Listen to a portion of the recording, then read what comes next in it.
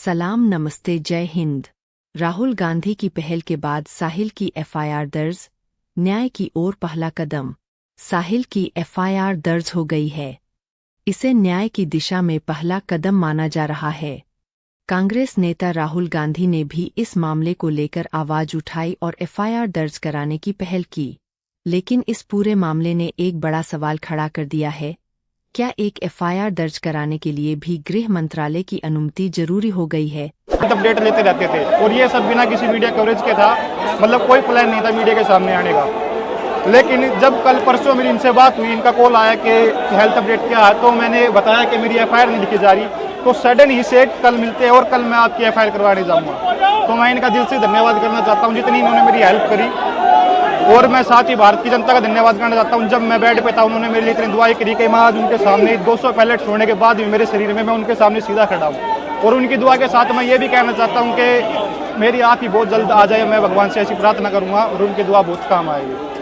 साहिल, जीत किसकी हुई? आप क्या जानते हैं? जीत आपके संगठन, जीत न्याय की हुई है। ये एफआईआर न्याय की तरफ एक और कदम है मेरा, जो पहला कदम है। और मेरे को खुशी से ज़्यादा दुख भी है कि एलओपी के होने के बावजूद भी 8 घंटे लग गए कंप्लेंट लिखाने में, जबकि मैं खुद गवाह खड़ा हूँ। मेरे शरीर में 200 से ज़्यादा छर्रे, उसके बाद भी मेरी एफआईआर को 8 घंटे में लिया गया। और शायद ये ली भी ना जाती अगर एलओपी मेरा साथ न देते तो।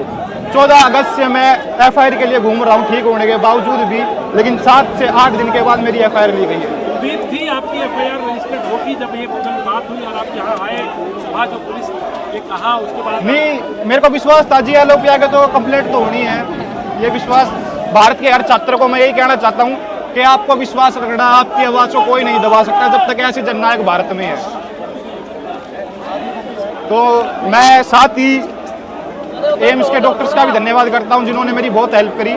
अपने जब मैं उनके पास जाता तो मैं आपके साथ अपना पर्सनल जो एक्सपीरियंस शेयर भी करता हूं कि जब भी मैं उनके पास जाता तो वो कहते कि we are proud of you, जिससे सुन के मेरा हौसला और बढ़ता। तो मैं उनका भी धन्यवाद करता हूँ। बस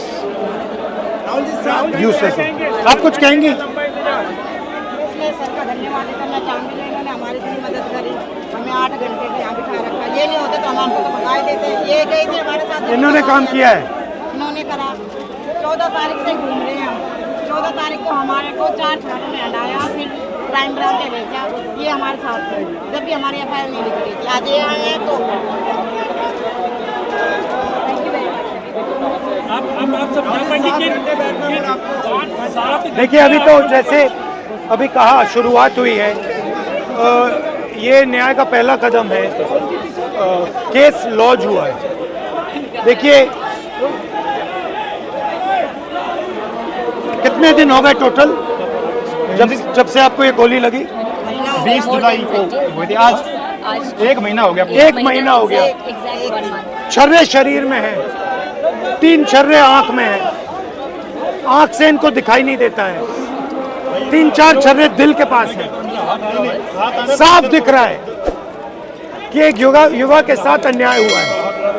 और तब भी आज सुबह 11, 11:30 बजे हम यहाँ आए। 1 महीने से ये घूम रहे हैं। 11:30 बजे आए, अभी 6:30 बज गए हैं, 6:45 हो गए, तब जाके एफआईआर फाइल किए। अब आप इमेजिन कीजिए, इस देश में कितने महिलाओं का बलात्कार होता है, रेप होता है, कितने बच्चों को मारा जाता है, कितने लोगों को गोली मारी जाती है, कितने लोगों के शरीर में छर्रे होते हैं। ये न्यू दिल्ली, बिल्कुल दिल्ली के बीच में पुलिस स्टेशन है। यहाँ पे न्याय नहीं मिल रहा है।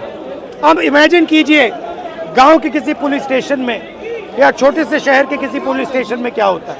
हमने यहाँ पे कोई गलत काम नहीं किया है। हमने सिर्फ एक हिंदुस्तान के नागरिक के लिए, उसकी माँ के लिए, उसके पिता के लिए न्याय मांगा है।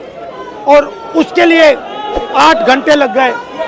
और फाइनल, बड़ी इंटरेस्टिंग बात, फाइनल परमिशन फाइनल होके होम सेक्रेटरी और अमित शाह जी को देना पड़ा, तब इन्होंने जाके फाइनल एफआईआर दिया है।